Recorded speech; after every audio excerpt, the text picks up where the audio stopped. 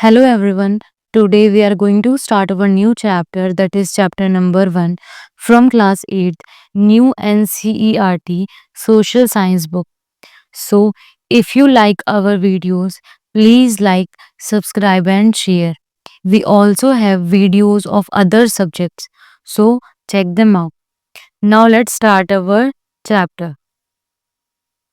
Natural resources and their uses. तो आपको यहाँ पे एक कोटेशन दी गई है। वो किसने लिखी है? Christiana Figueres and Tom Rivett Carnac ने। कौन से बुक में? The future we choose. Concern social scientist are clear on what we need to do. We must move toward a regenerative economy, an economy that operates in harmony with nature. Concern social scientist साफ कहते हैं कि हमें क्या करना चाहिए। हमें ऐसी इकोनॉमी की ओर बढ़ना चाहिए जो नेचर के साथ मिलके चले। Repurposing used resources, minimising waste and replenishing depleted resources. इस्तेमाल हुए रिसोर्सेज को फिर से काम में लेना, वेस्ट को कम करना मीन्स कचरा कम करना, और खत्म हुए रिसोर्सेज को फिर से भरना। We must return to wisdom of nature herself, the ultimate regenerator and recycler of all resources.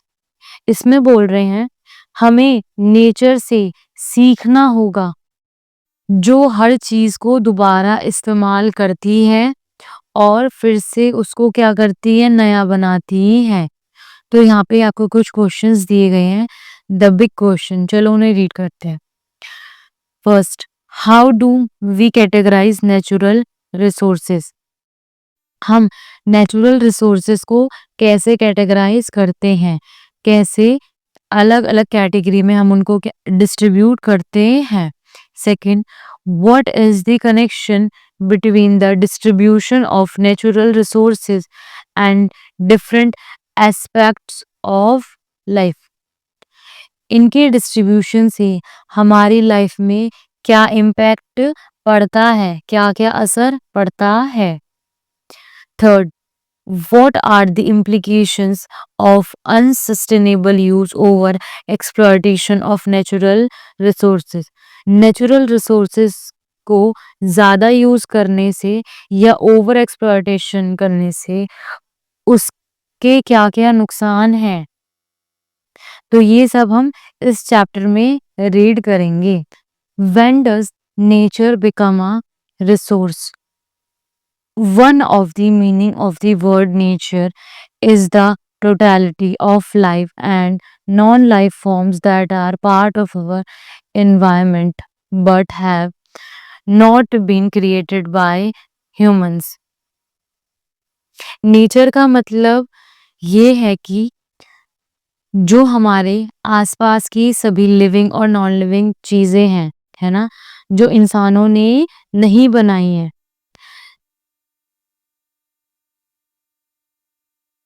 When humans use these for their sustenance or create new things from them for consumption, these elements of nature become a resources.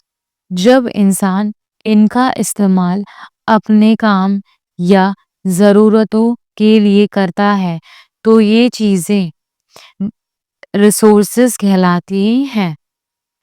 For example, trees are part of the environment. They exist independently of humans. When we cut them and convert their wood into furniture, we see the trees as a resource. For example, जैसे कि पेड़ हमारे आसपास के environment का एक हिस्सा है जो अपने आप होते हैं, है ना, और जो ट्रीज हैं वो ह्यूमन के बिना भी रह सकते हैं। बट जब हम उनको काट कर फर्नीचर बनाते हैं तब हम उन्हें एक रिसोर्स मानते हैं क्योंकि वो हमको फर्नीचर प्रोवाइड करता है, मतलब वुड प्रोवाइड करता है जिससे हम फर्नीचर और अदर आइटम्स जो होते हैं वो बना सकते हैं। Often these entities are not easily accessible.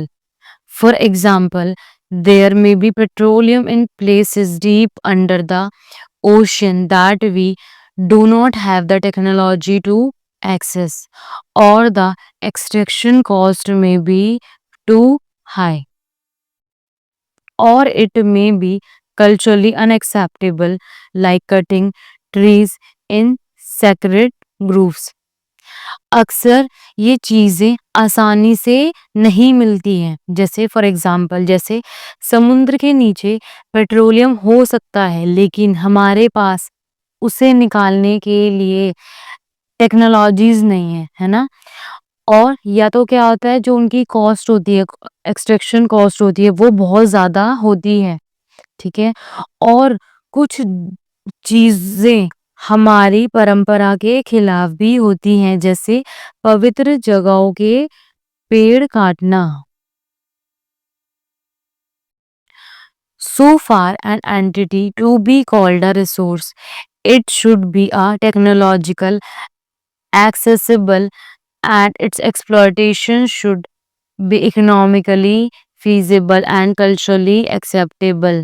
इसीलिए किसी चीज़ को रिसोर्स तभी माना जाता है जब उसे निकालना आसान हो, ज़्यादा खर्चा ना आए और समाज में उसे इस्तेमाल करना ठीक माना जाए। Usually the word exploitation has a negative connotation. In the text we use it here, it means extraction, utilization and consumption of natural resources. यहाँ एक्सप्लॉयटेशन का मतलब बुरा नहीं है, वैसे जनरल मीनिंग होता है बुरा, ठीक है? बट यहाँ पर सिर्फ किसी नेचुरल चीज़ को निकालना, इस्तेमाल करना और उसका उपयोग करना, ये मतलब है एक्सप्लॉयटेशन का। The earth has treasures, many of which have formed over millions of years and which humans have taken to learn to use. अर्थ के पास कई खजाने हैं, ट्रेजर है ना? जो लाखों करोड़ों सालों से बने हैं और जिन्हें इंसानों ने निकालकर इस्तेमाल करना सीखा।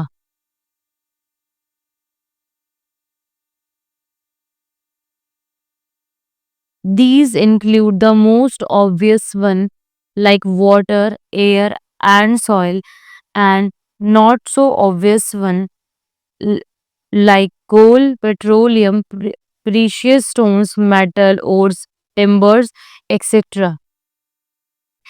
इसमें से जो चीजें दिखने वाली हैं जैसे एयर हो गया, वाटर, सॉइल हो गया, और कुछ ऐसी चीजें हैं जो कम दिखने वाली चीजें हैं जैसे coal, petroleum, precious stones, metal ores, timbers etcetera.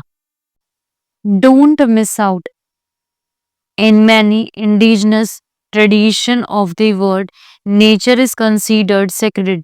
You have read about this. In such tradition, nature is a nurturer and nourisher.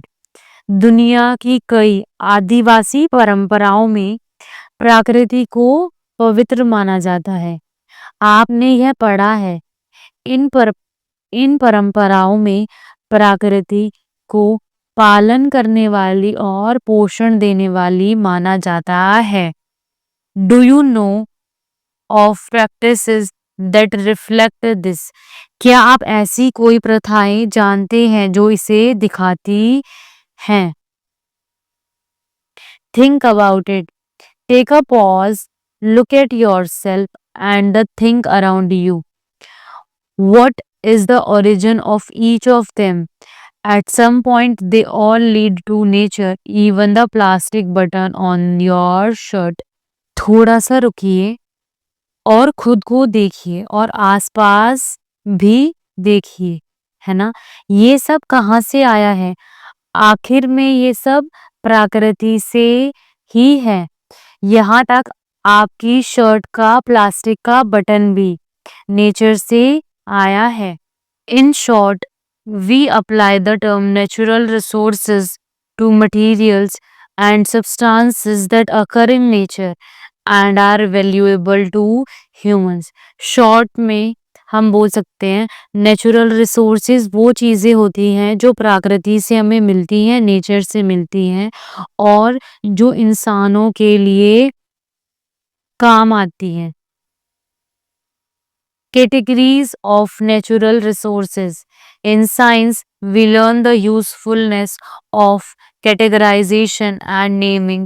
We use some shared characteristics or criteria when we categorize ideas or things.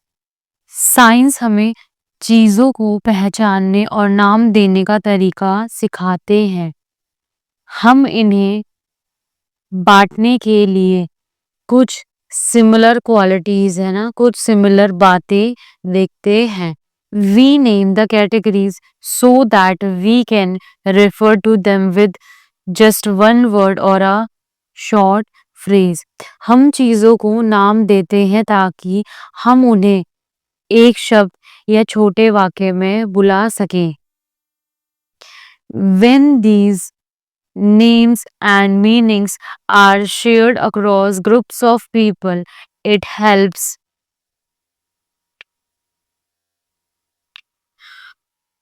us discuss a set of ideas or things without needing to describe them every time. जब इन word के name और meaning कई लोगों लोगों को पता चल जाते हैं तो हम उन्हें बिना हर बार डिस्क्राइब करे हुए उनके ऊपर बात कर सकते हैं। We can communicate more effectively too और हम इन पर बहुत अच्छी तरीके से बात कर सकते हैं उन वर्ड्स या कैटेगरीज पर। In earlier classes you learned about living and non-living things. As soon as we use these words, you know what they mean. हमने पहले क्लासेस में पढ़ा होगा नॉन लिविंग और लिविंग थिंग के बारे में। जैसे ही ये वर्ड हम सुनते हैं तो हमें पता चल जाता है ना हम किस चीज के बारे में बात कर रहे हैं। This is a simple example of categories, है ना। और ये किसका एग्जाम्पल है? सिंपल एग्जाम्पल है कैटेगरीज का। We do the same with natural resources और ऐसे ही हम नेचुरल रिसोर्सेज के साथ भी करते हैं। Think about it, what might be the different criteria we can use to categorize natural resources? Natural resources को बांटने के लिए हम कौन कौन से तरीके इस्तेमाल कर सकते हैं? One of the ways we could categorize natural resources is based on the uses we put them to. Essential for life, source for materials and sources for energy. Natural resources को बांटने का एक तरीका यह है कि हम देखें वे हमारे किस काम आते हैं, जैसे जीने के लिए, चीजें बनाने के लिए या एनर्जी पाने के लिए। Resources essential for life. Life could not exist on earth without the air we breathe, the water we drink and the food we eat. Life exist करती ही नहीं अर्थ पे अगर यहाँ पे एयर नहीं होती जिससे हम सांस लेते हैं, वाटर नहीं होता जो हम पानी पीते हैं, या फूड नहीं होता जो हम खाते हैं। We take these from the atmosphere, the rivers and through the cultivation of soil or other living things, है ना। और ये सारी चीजें हम एटमॉस्फेयर से लेते हैं, रिवर से लेते हैं, पॉन्ड से लेते हैं, है ना, सॉइल से लेते हैं जहाँ पे हम खेती कर पाते हैं और अदर लिविंग थिंग से। We can not make the air we breathe, the water we drink और the soil which gives us food, है ना। और हम ये सारी चीजें खुद नहीं बना सकते। एयर जिससे हम सांस लेते हैं, वाटर नहीं बना सकते जिससे हम पानी पीते हैं, और वो वाला सॉइल जिससे हम खाना खा पाते हैं जो हमको खाना देता है। Resources for materials. Human beings create physical object out of nature's gift. We make them for our utility or to create things of beauty that enrich our lives and choose of others. A piece of wood can be transformed into a chair and also carved into a statuette. मनुष्य प्रकृति की चीजों से नई वस्तुएं बनाता है। हम इन्हें अपने काम के लिए या सुंदर चीजें बनाने के लिए बनाते हैं, जो हमारा और दूसरों का जीवन बेहतर बनाता है। लकड़ी का एक टुकड़ा कुर्सी भी बना सकता है और मूर्ति भी। India's geographical diversity provides us with a wide variety of natural resources from wood to marble and coal to gold. India की डाइवर्सिटी हमें लकड़ी, संगमरमर मतलब मार्बल, कोयला मतलब कोल और सोने जैसी कई प्राकृतिक चीजें देती हैं। Resources for energy. Energy is a cornerstone of modern living. Electricity for our building, transportation, and all types of production processes.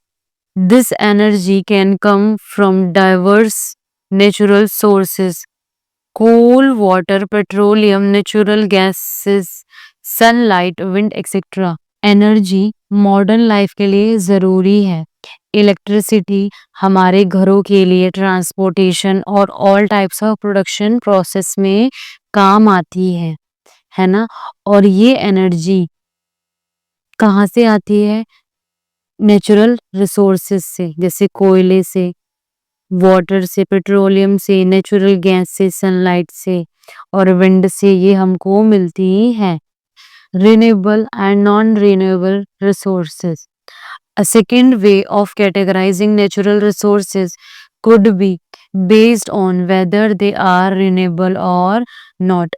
Natural resources को बांटने का एक दूसरा तरीका यह है कि वो रिन्यूएबल है या नहीं है, मतलब नॉन रिन्यूएबल है या रिन्यूएबल है। A general principle of nature is that its function in a restorative and regenerative way. Restoration is the process of returning something to its original healthy state if it has been degraded or damaged. प्रकृति खुद को ठीक करने और फिर से बनाने का काम करती है। रिस्टोरेशन का मतलब ये है कि किसी चीज को उसकी पहले जैसी अच्छी स्थिति में लौटाना। Nature heals, renews, and maintains herself over time. A cut on your skin will normally heal. A forest recover after a wildfire. Fire.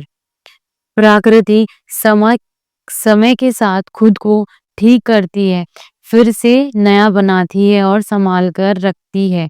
जैसे फॉर एग्जाम्पल आपके स्किन में कुछ कट हो जाता है ना, वहाँ पे घाव हो जाता है, तो फिर क्या होता है वो अपने आप ठीक हो जाता है। या फिर जंगल में आग लगती है, उसके बाद फिर से आग लगने लगने के बाद जब वो ठीक होता है, फिर से वो हरा-भरा होने लग जाता है। Regeneration goes beyond restoration. It is about nature's ability to create new life and the conditions for thriving.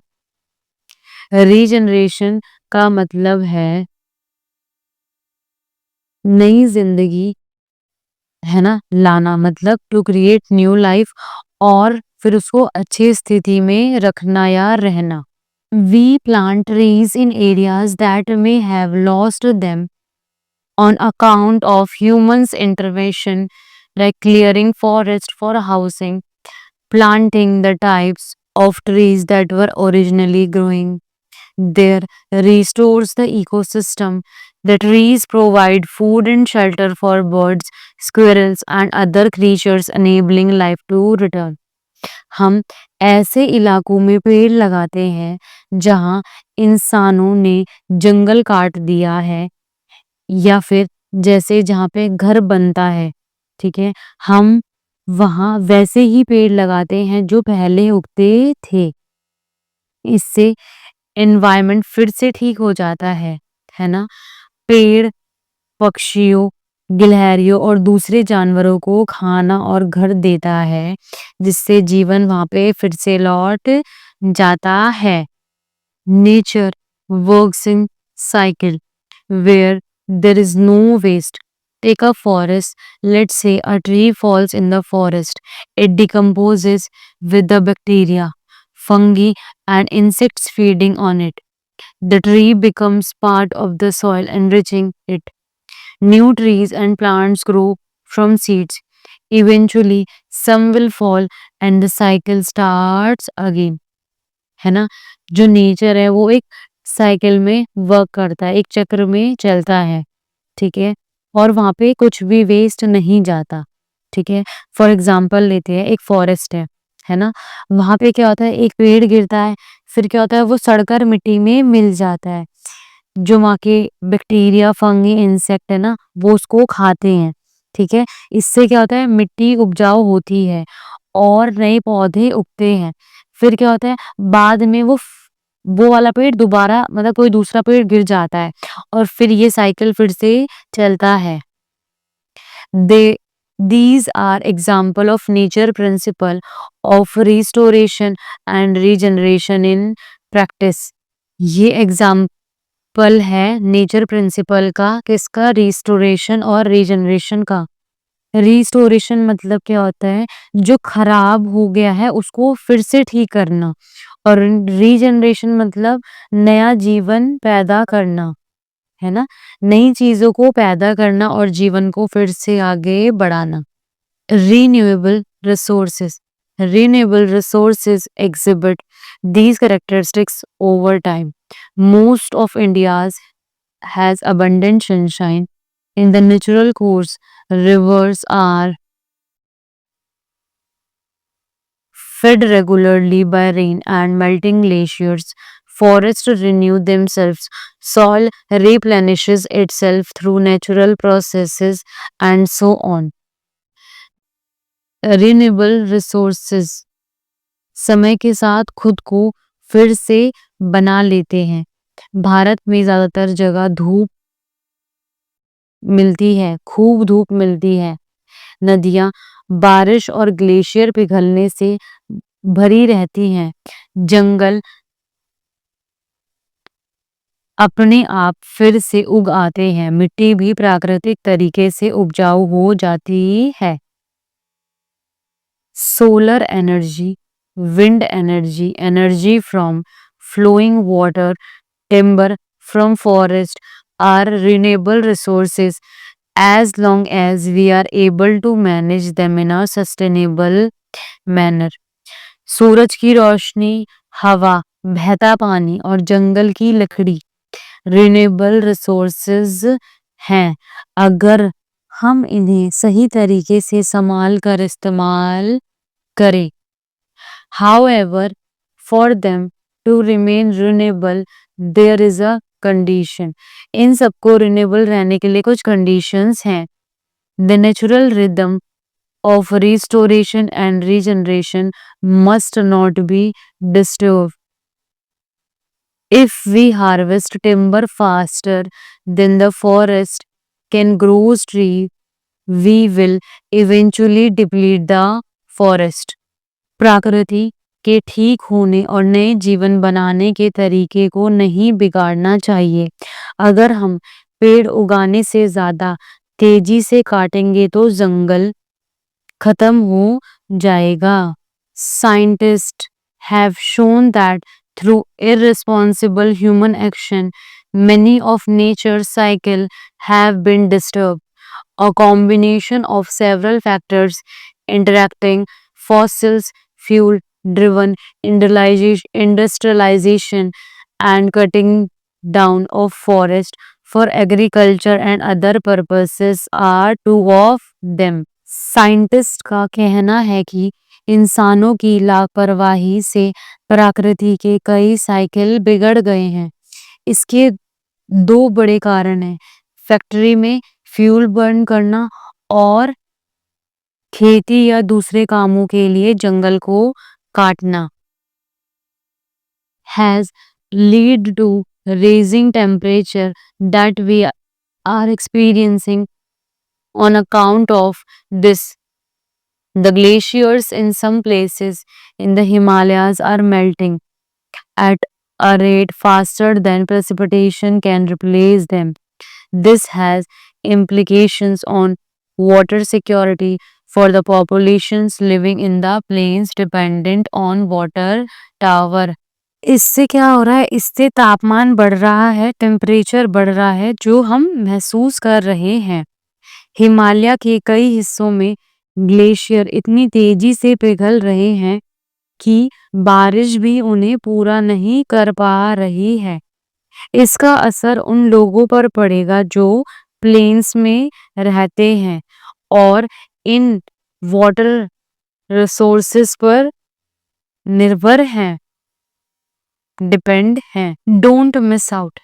Traditionally, communities had a system of regulating or refraining from fishing during the swimming season to enable the maintenance of the fish population.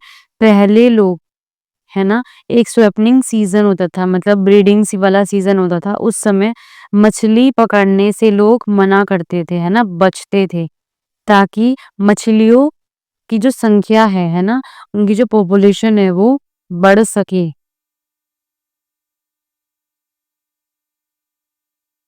However, the commercialization of fishing resulted in overfishing. In the case of a type of fish called tuna, for example, the rapid and extensive decline in their population lead to some agreements on control of fishing. मछली पकड़ने के जो business था उसके कारण जो टोना fish थी उसका अधिक शिकार हुआ। उनकी जो संख्या थी, है ना, उनकी जो पॉपुलेशन थी वो तेजी से घटने लगी। और फिर क्या हुआ? फिर मछली पकड़ने को रोकने के लिए कुछ समझौते हुए। Nevertheless, this important type of fish that keeps the ocean ecosystem in balance by consuming smaller fish, shrimps, etc.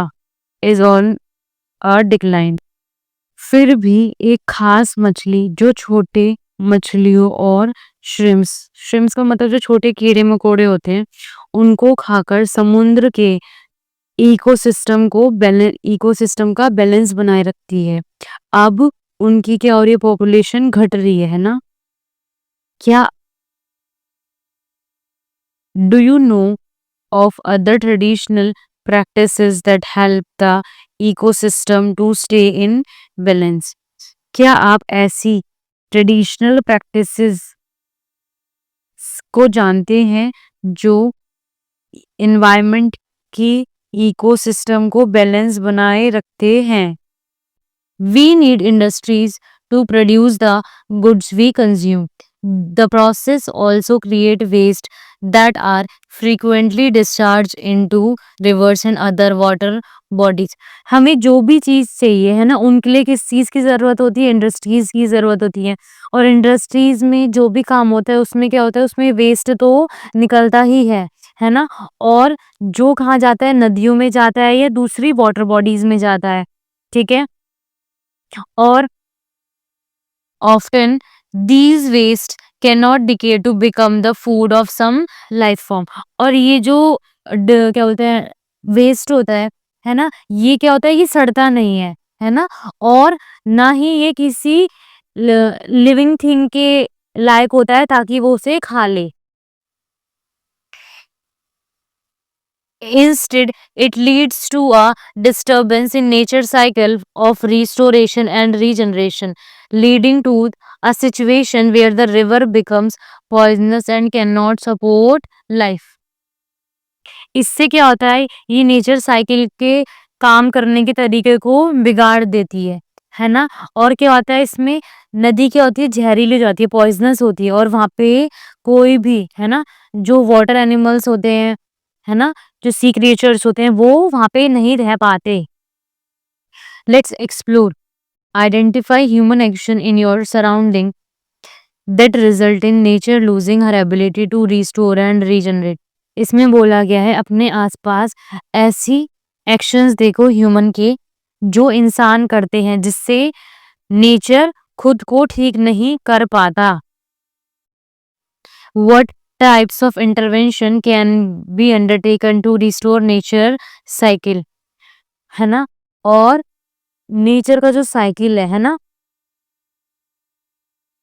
उसको दोबारा सही करने के लिए हमको कौन-कौन से तरीके अपनाने पड़ेंगे?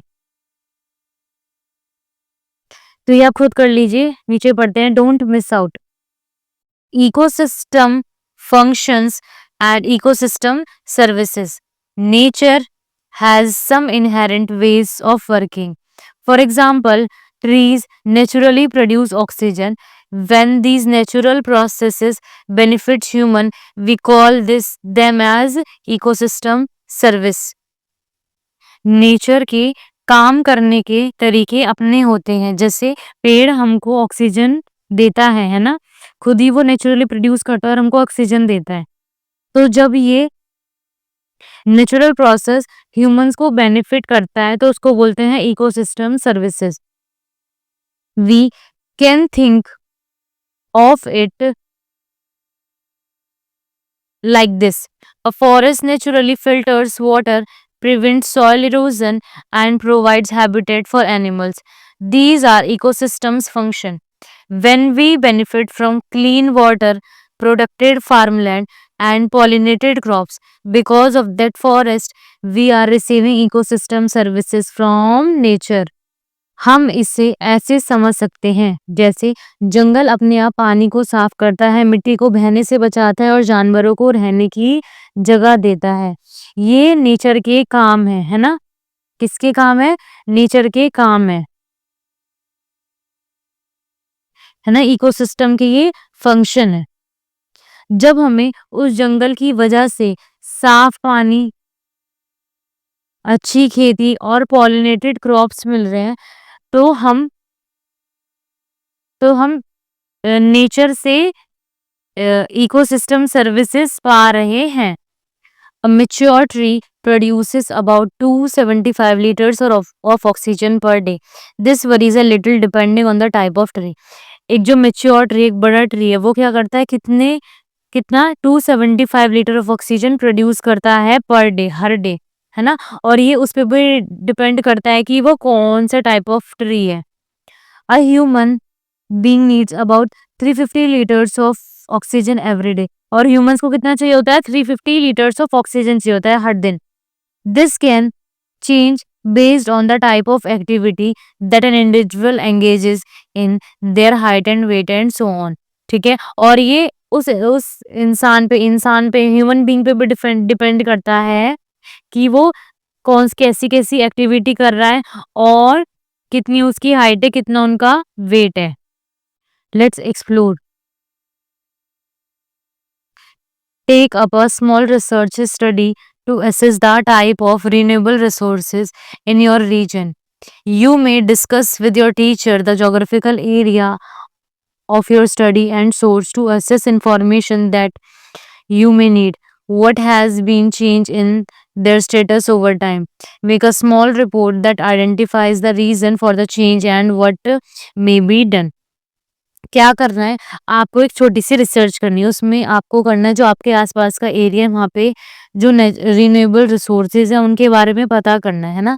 और ये बात अपनी टीचर से भी आप पूछ सकते हैं, ठीक है? कहाँ से और कैसे करना है, ठीक है? फिर ये देखना है कि ये जो रिसोर्सेज़ हैं इनमें क्या बदलाव हुआ है और आपको एक छोटी-सी रिपोर्ट तैयार करनी है, उसमें ये मेंशन करना है आपको कि बदलाव क्यों हुआ और अब क्या कर सकते हैं हम उसमें और changes. Renewable resources. Renewable resources are created over long period. They cannot be replenished at the rate we use them. जो नॉन रिन्यूएबल रिसोर्सेज होते हैं उनको बनने में बहुत टाइम लगता है ना? और हम उन्हें जितनी जल्दी खत्म करते हैं उतनी ही जल्दी वो वापस नहीं आते। For example, fossil fuels, coal and petroleum, and minerals and metals like iron, copper, and gold are non-renewable resources. ठीक है। एग्जाम्पल में देखो, फॉसिल फ्यूल, कोल और पेट्रोलियम हो गए, मिनरल्स हो गए, मेटल्स हो गए, आयरन, कॉपर, गोल्ड, है ना? ये सब क्या है? नॉन रिन्यूएबल रिसोर्सेज है। India has significant quantity of coal reserve, और इंडिया में कोल की क्वांटिटी बहुत ज्यादा है। We mine coal to meet outgrowing need for energy, but it has been estimated that the coal reserve in India may last another 50 years. The demand for electricity has been increasing as the population expands and development works accelerates. हम बिजली की ज़रूरतों को पूरा करने के लिए कोयला निकालते हैं, लेकिन ऐसा माना गया है कि जैसे कि भारत का कोयला सिर्फ अगले 50 साल तक ही चलेगा। जैसे-जैसे पॉपुलेशन इंक्रीज़ हो रही है और डेवलपमेंट हो रहा है ना? वैसे-वैसे बिजली की माँग भी बढ़ रही है। Till more sustainable option become available widely, we need to use the coal we have judiciously. जब तक और बेहतर तरीके नहीं मिलते, हमें कोल का इस्तेमाल सोच समझकर करना चाहिए। Let's explore what are the non-renewable resources that you use daily directly or indirectly. ऐसे कौन-कौन से नॉन रिन्यूएबल रिसोर्सेज हैं जो हम डेली यूज़ करते हैं, चाहे वो डायरेक्टली यूज़ करें चाहे indirectly. What are the possible renewable substitutes? इन उनमें से कौन से ऐसे सब्स्टिट्यूट हैं जो बार-बार इस्तेमाल हो सकते हैं?